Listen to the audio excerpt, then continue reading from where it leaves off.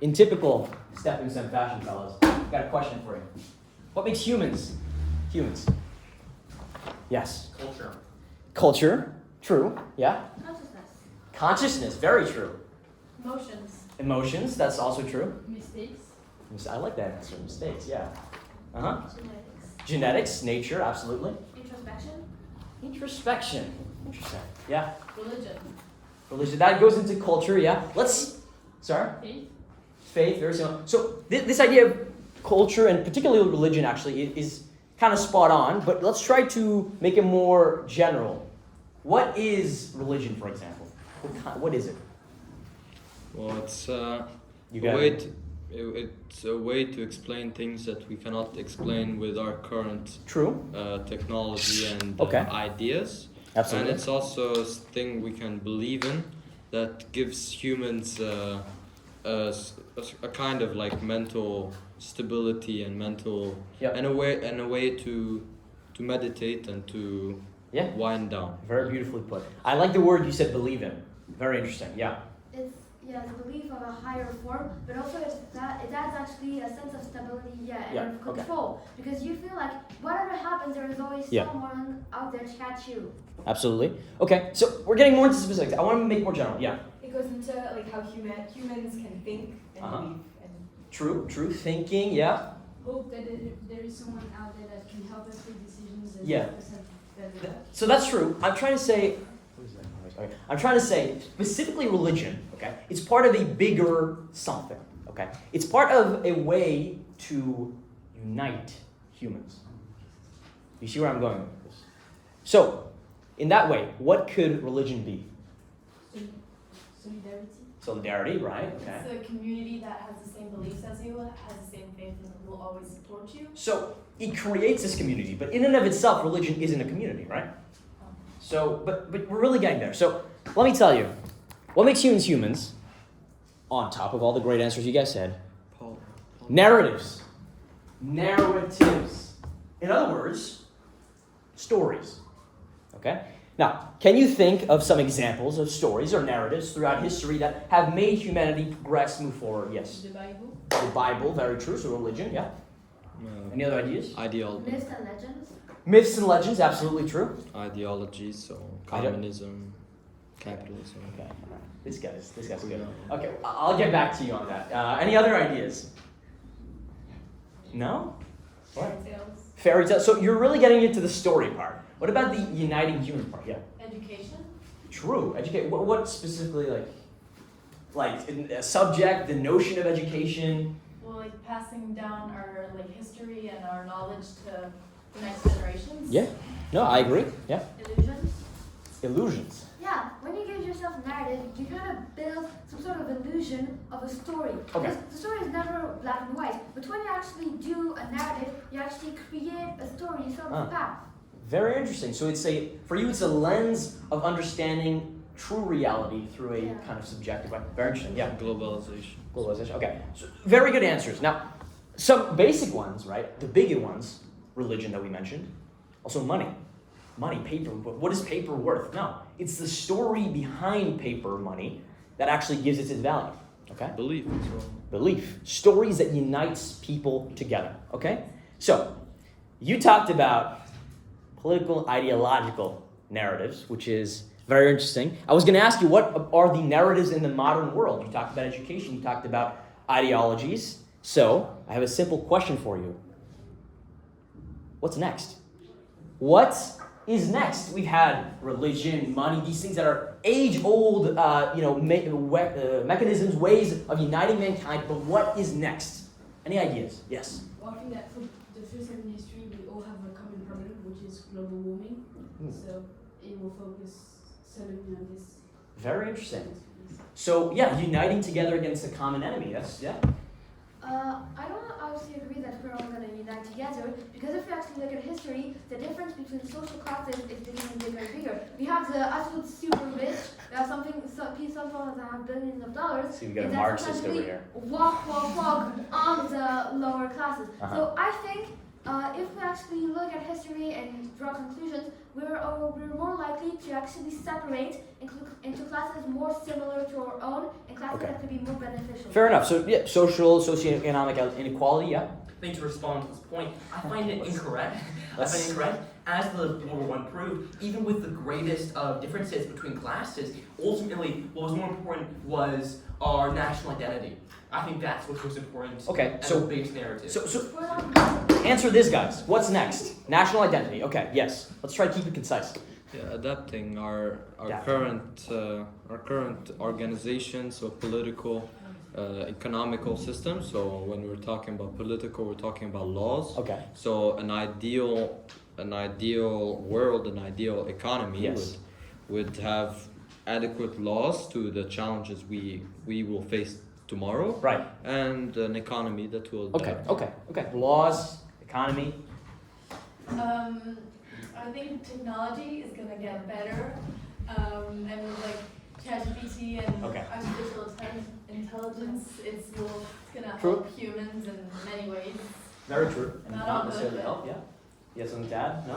Same thing. Okay. So all you said is true. Now, specifically to the what's next question in the context of narratives. Okay. We've had our past narratives, religion, money, etc. What are the current and future narratives?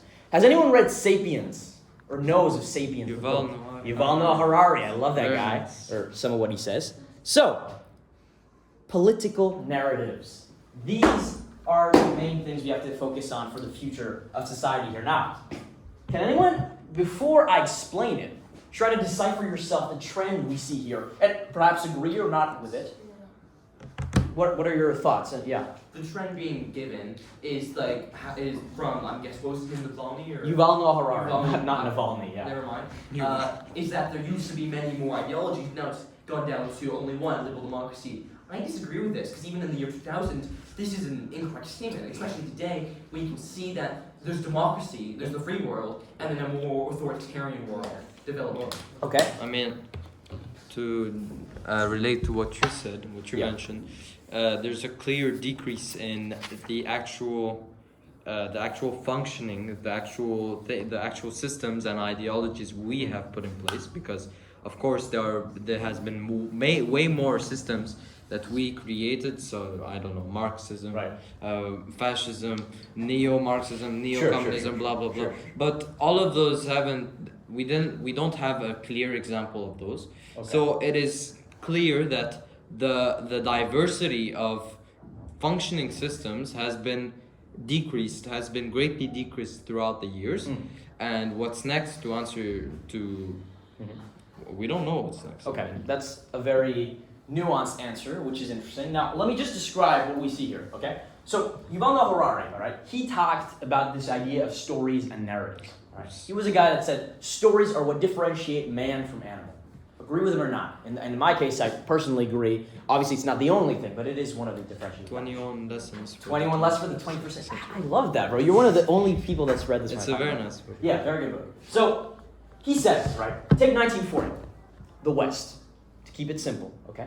We're not going to go into the details, the nitty-gritty of all the different sub-ideologies. No, the main things, the main stories that, can you just wait, I'll get back to you, okay? The main stories that as a Western citizen in 1940 you could pick from are fascism, with who? Mussolini Mussolini. Okay, and? Hitler. and he. Thank you, yeah, the he- Nazis. Yeah, and communism with Mao. Stalin. Lenin. Dude, in the West, okay?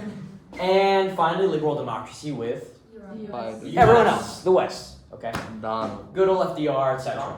So, take a jump of 30 years. What happened between 40 and 70? What's the main thing that The happened? end of the war. Fascism. No, the main thing. The end of the World War II. Yeah, World War II. World War II, guys, okay? So World War II essentially, in Europe, took out fascism. No more Yeah. Mussolini, no more Hitler, okay? So we simplified the state, right? And what do we get here? The Cold War. Thank you. The In two 1970 and sides. 2000, what was the main thing? Cold War. Cold War. Interesting. Now, you see the difference here is that between this and this, it's a hot war. Anyone know what a hot war means? Very lot of people. Guns, blood, Yeah, people die. killing people. People die. Cold The War opposite of a tension. Cold War. It's the opposite of Cold War. It's a war with actual aggression.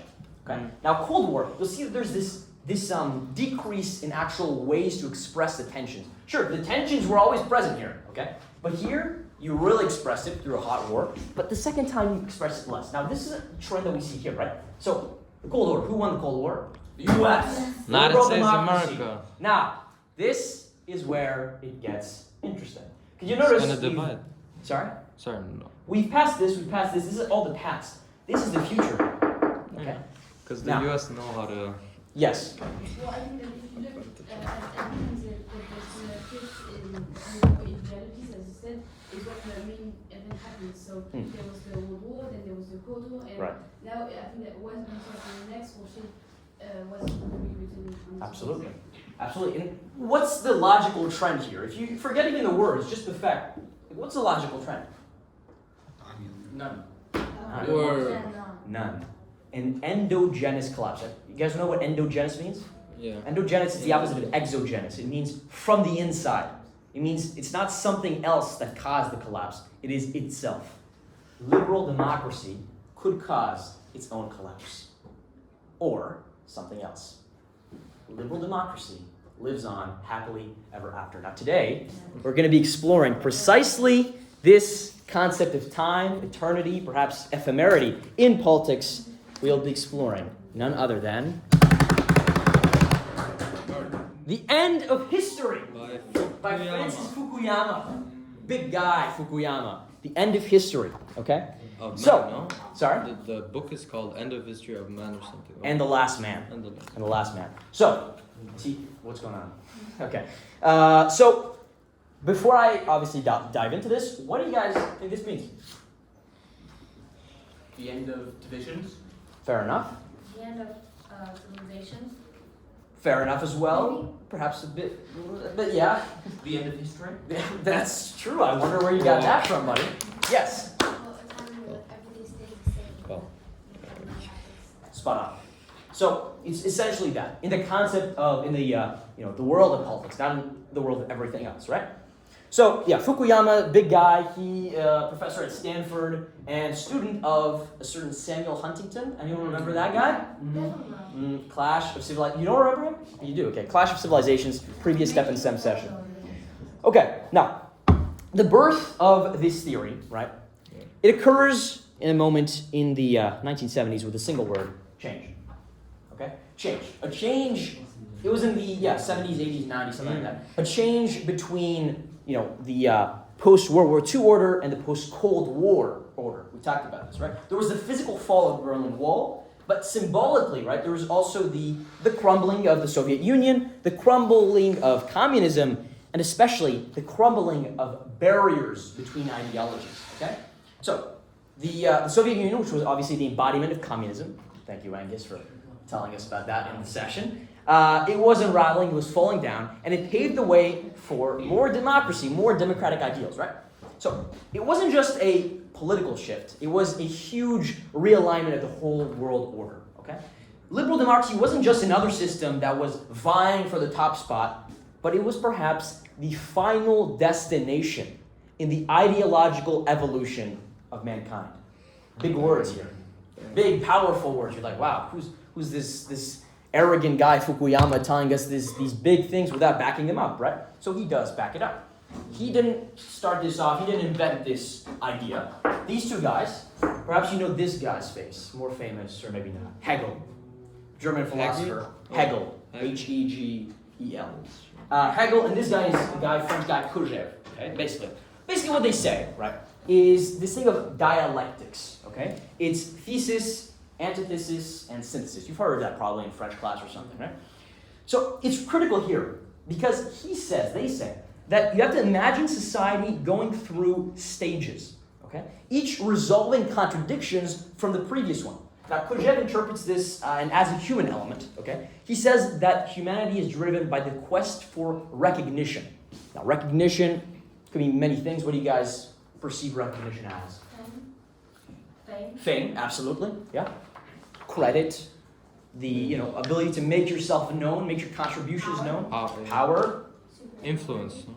Superiority, dominance. Can you say Legacy. Influence, no? Influence, Or the power, same thing. thing that they the legacy. No, you said Legacy. legacy, but I mean the impact they leave throughout history. Yeah, absolutely. The period. If you look Absolutely. at how long we remember thinkers like Yeah, for sure. And so Fukuyama, he agrees with this, but he takes it further. He takes it further to our day and age. They just merely, dance around these philosophical big ideas, but he actually makes it more concrete. He says that this whole journey culminates with liberal democracy. He says it is the endpoint where the human longing for recognition, for dignity, for integrity, is finally and fully addressed. Basically, he found a solution, So basically, the whole thing of dialectics, as I said, it's you got a thesis, which is an initial stage. For example, I don't know, a monarchy in the Middle Ages, right? Then it's countered by an antithesis. Could be the revolution, for example, where you have a big change, right? And then that leads to a synthesis, You've had this big change that leads to a period of stability. This is kind of true, right? If you think of specific cases, it's kind of true. So they say, that liberal democracy is the synthesis of humanity, So, what does the end of history mean for Fukuyama? What do you think? He says this. Go ahead. No more revolutions, no more change in actual... Can someone read this out? Who wants to read it out? Yeah. Yeah, go ahead. Liberal democracy is the ultimate narrative. Like, damn, is that true? Like, how can you back that up? It's such a big claim. So, it's such a big claim that it's actually often misunderstood. He is not suggesting that events cease to occur. No. Rather, he means that the ideological competition has reached its apex, its top of the top, right? In this view, he says that liberal democracy emerges as the clear winner of this competition, right? And he says it satisfies two fundamental human cravings, which is freedom, obviously, economic freedom, political freedom, social freedom, and also, I said earlier, Dominance. no, recognition, equality, moral worth, things like that. So it's not just the triumph of the system of democracy, but it is a set of ideals that actually resonate deeply, thank you for that, actually resonate deeply with what it means to be human, right? Not just in the West, but all of mankind. So he's making a bold claim. He's saying that liberal democracy is not just one among many, it is the end game. It is the ultimate narrative, And he says that this, how do you actually act through it? How do you express it? Well, you express it through democratic institutions, What's the goal of democratic institutions? What does it do? Democratic institutions? Give the power to the people. Democracy. Obedience. Sorry? Obedience of the people. Obedience. Not Very strict. Yeah, Okay, fair enough. All examples of liberal democracy show that the people that were educated by the system are obedient and stay in their place, do not question them. That's true. I agree with that. I'd say also, right, it's basic things. Freedom, equality, free speech, etc., etc. Things that we take for granted because we've lived in liberal democracy for whole or most of our lives, Free elections, fair elections, things like that, So, in particular, economic liberty, right, strives in the marketplace, in the free market, right, which America's whole economy is based on, right? And it's a system that doesn't just meet material needs, but it actually fulfills a deeper human hunger for equality, for respect, for freedom, all these big principles, So that's why he says that the liberal democracy has won, right? Now, we talked about the late 20th century, right? So the late 20th century, in a sentence, basically, you had the erosion of other ideologies and the rise of democracy that was once rivaled by these other ideas. What does this remind you of? Different things competing for one place? Evolution, biology, very universal things, What did you say? Darwin, absolutely. So, in particular, communism's fall is very interesting because it wasn't a fall in a battle with a clear winner, a clear loser. No, it was a more, kind of a gradual, incremental fall, It wasn't a victory in a concrete battle, but it was a victory in a battle of systems. It was an affirmation. Liberal democracy meets human needs more completely than its rival, very simply. I think in history and Troisième, right now, you're doing The Cold War? No. No? You're not? Doesn't- Later. It's Really? later. Okay, well, But we did. doesn't the fall of communism benefit the pronation and the development of liberal Pronation? No, not pronation, like the development. Yeah. And yeah. Of course it benefits. Because you have your main rival here, you have two guys, and then the main rival drops, well, it gives a stage to the other guy, which is liberal democracy in this case, right? So, but yeah, so Fukuyama says that these aren't just coincidences that led to the victory of liberal democracy, right? In the previous slide, you know, you had these, you might tell me, well, okay, well, if we switch liberal democracy for something else, and you had liberal democracy that lost at some point, well, perhaps the other ideology would be the ultimate narrative. No, he disagrees. He says that it's not just a coincidence, it is liberal democracy in and of itself that, you know, really proved itself as the best.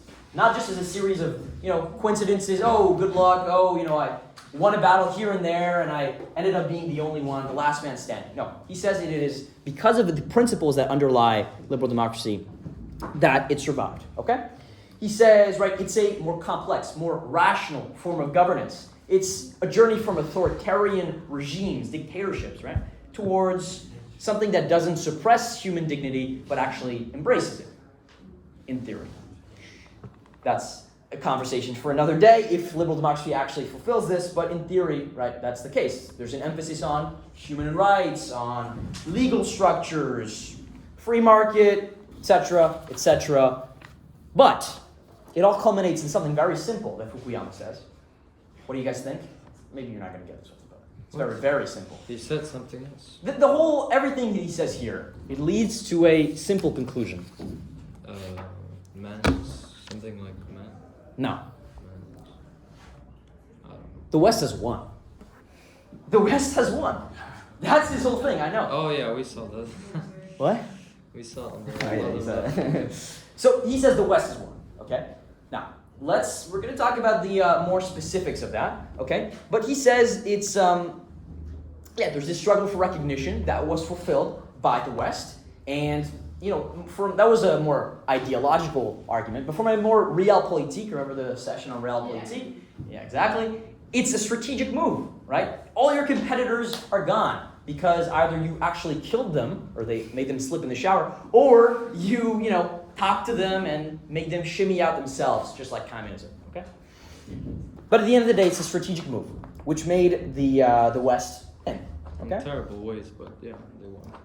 Sure. Now, that's actually very linked, because I want to ask you another very simple question. You know, I like making complex explanations in simple sentences, which is truth or lie. Is this a truth, or is this a lie? What do you guys think? Do you agree with this proposal? Yeah. I watched this with you. What cost? I won, but at what cost? Yeah.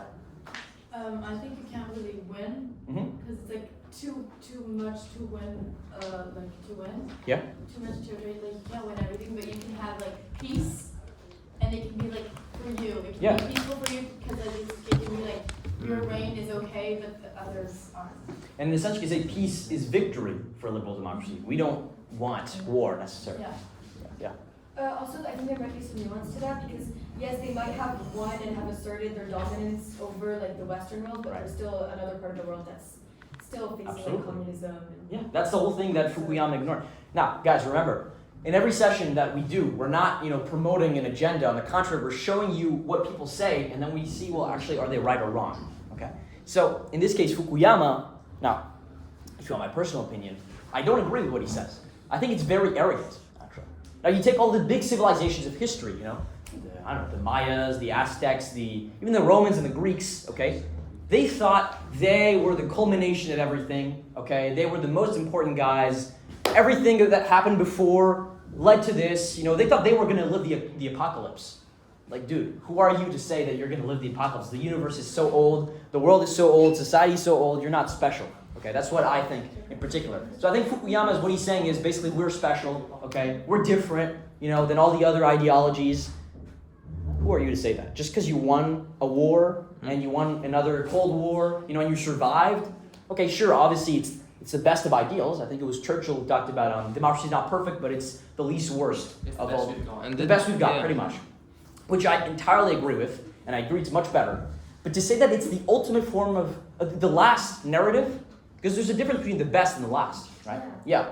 I don't believe it's the last because in order to be the last, there would need to be actual nothing to contradict it. Yeah. However, humans by nature always want to contradict it, always want to have something better, no For sure. matter how good they want. For sure. So Yeah. And even you could say it reminds me at least of geocentrism. The fact that humans thought they were the center of the universe. No, you're not that special. You know, the world doesn't revolve around you, and I think you can apply this meaning, this way of thinking to Fukuyama's theory. Okay? Anyways, did he live? Oh, he's alive and well. No, but I mean, did he live as long as to go see all these civilizations from his own eyes, not No, he through some English No, he didn't. written book by the victors of Yeah, every yeah. war? You know, it's History's written by the victors. I get what you mean. yeah, but it's not. Anyways, it's not a great. Some of the things he says about his period, I understand. Right. But then when he talks about the whole human, human history. Yeah. It's such a big scale. Yeah. Absolutely. Now, you might have guessed, fellas, it's your time to shine. All right? Your time to shine. Okay? Now, I want to do something interesting. I saw this thing online, and I want to do it. We're maybe gonna move things around. Yeah. Go ahead. Thank you. One more.